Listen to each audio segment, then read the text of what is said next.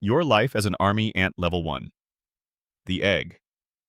You don't exist yet. Not really. You're one of 100,000 eggs laid in a single week by a queen the size of your thumbnail. She doesn't know you. She will never know you. You are inventory. In 12 days, you hatch blind, pale, and helpless. Workers carry you, feed you, keep you warm. You contribute nothing. You are a liability. But the colony needs you, because in 3 weeks, you'll be ready. And the colony always needs more bodies. Level 2. The worker. You're small, smaller than you'll ever wish you were. Your job is simple: carry things, larvae, eggs, food, debris. You follow a pheromone trail left by the ant ahead of you. You don't choose the route, you don't question it, you just walk. The trail is the law. The colony moves 200 meters a day. That's an eternity at your scale. You cross roots, rocks, rivers of rainwater. You don't look up, you don't need to. Someone else handles what's up there. You just carry your load and you keep moving. You've been walking the same trail for 6 days. Same pheromone, same direction, same load. The ant ahead of you, the ant behind you. You are a link in a chain that stretches further than you can perceive. Then a beetle the size of a grape steps onto the trail directly ahead of you. You stop. Every ant behind you stops. The column compresses like a fist. You don't attack. You're a worker. That's not your job. But the soldiers on the flank, the big ones, the ones with the wide heads you've never looked at closely until this exact moment, they're already moving. Fast. Terrifyingly fast for something that size. They hit the beetle from 4 directions simultaneously. It thrashes, it rolls, it crushes 2 workers who couldn't get clear in time. The soldiers don't stop. They don't adjust.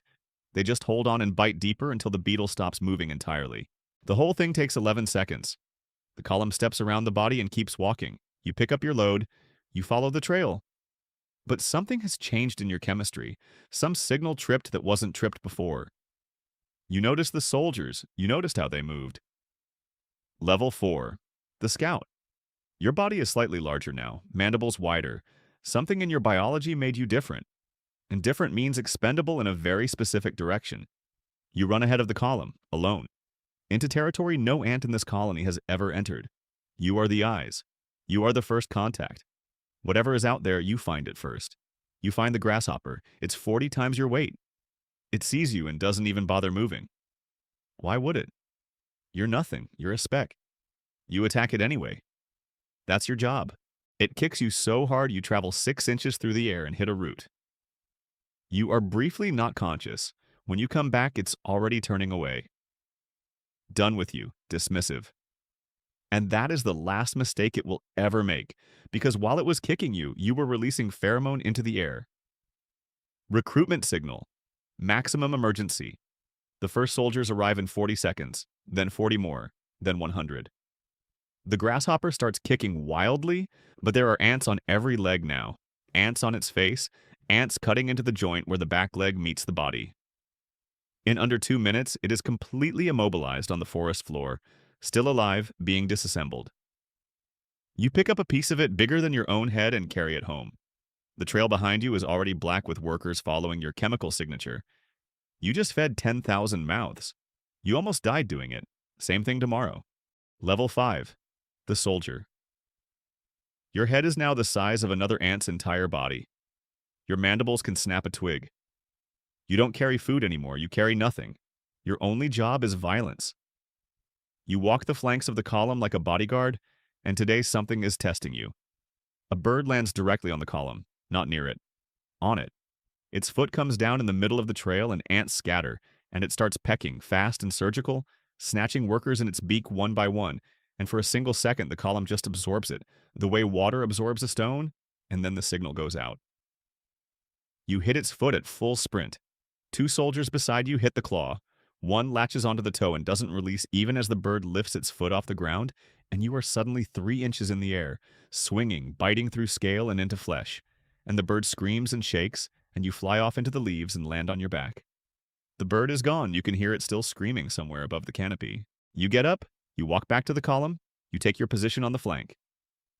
7 workers died in the attack. The column already closed the gap. It didn't break stride. Level 6. The raid leader. You don't have a rank. No one gave you a promotion, but your pheromone trail is the one the column follows. That makes you the point of the spear, whether you chose it or not. Today's target is a termite mound, 2 meters tall, built like a fortress, hardened clay walls that would take a human a pickaxe to break through. The termites inside have soldiers of their own, bigger than workers, with heads like armored tanks and mandibles that snap shut hard enough to draw blood from a human finger. You hit the base of the mound and the termite soldiers pour out. It is immediately completely overwhelming. They're bigger than you. Individually, any one of them could kill you. The first one clamps onto your middle leg and you feel something crack, and you rip yourself free and keep moving, because behind you is a river, a flood. Thousands of your sisters boiling up the mound walls, finding every crack, forcing themselves into every gap. The termites are fighting on too many fronts simultaneously. You push into a tunnel. It's dark. Something massive hits you from the left and you bite back. There are bodies everywhere. It's impossible to tell living from dead, and the tunnel is filling with army ants, and the termites are falling back and sealing chambers. But you find the chambers. You always find the chambers, and by midday the mound is hollow. 40,000 termite larvae, carried home in a line 3 feet wide. Your leg is still cracked. You walk on 5. The column doesn't slow down for you. You don't expect it to. Level 7. The Queen's Guard. You're the largest soldier left from the raid. Scarred. Missing half an antenna. They don't assign you to the flanks anymore. You walk beside the Queen now. Close enough to touch her. She is enormous, obscene. A living factory, pale and slow and completely helpless without you. She produces 30,000 eggs a day during the stationary phase. She is the entire point of everything. Every raid, every death, every ant that ever lived and died in this colony existed to keep her alive and laying. If she dies, the colony dies, not immediately. Slowly. Like a body that doesn't know it's dead yet. 6 months of decay before the last ant disappears. Nothing gets near her. You make sure of it personally. A small snake tested that once. You lost 40 guards in 8 seconds, 40 of the best soldiers in the colony, and the snake left blind in one eye, covered in acid, and it never came back. The Queen kept walking.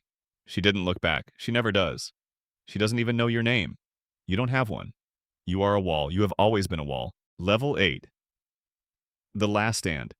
A driver ant column finds yours in the night. Not a skirmish. A war. A rival super colony, same species, different queen, and they want this territory. They hit the bivouac before dawn while half the column is still sleeping, while the guards are cold and slow, and the alarm pheromone detonates through the structure like a bomb. You are already moving. The fighting is nothing like the termite raid. The termites were prey. These are equals. They know every move you make because they make the same moves. They target the queen immediately. You hit the first attacker head on, and the impact is like 2 stones colliding, and you are biting and being bitten simultaneously, acid spraying in every direction, burning your own exoskeleton. You kill the first one. The second one takes your remaining antenna. You don't feel it. You kill the second one. The third one gets your front left leg at the joint, and the fourth one is already there, and you are being pulled, and you kill the third one and the fourth one, and you are still moving forward, still putting your body between them and her. They get past you, 6 of them. While you were holding 4, 6 slipped through the gap, and you turn and you chase them, and you hit the last 1-2 body lengths from the queen, and you kill it there on the ground. The column rallies. The rivals retreat.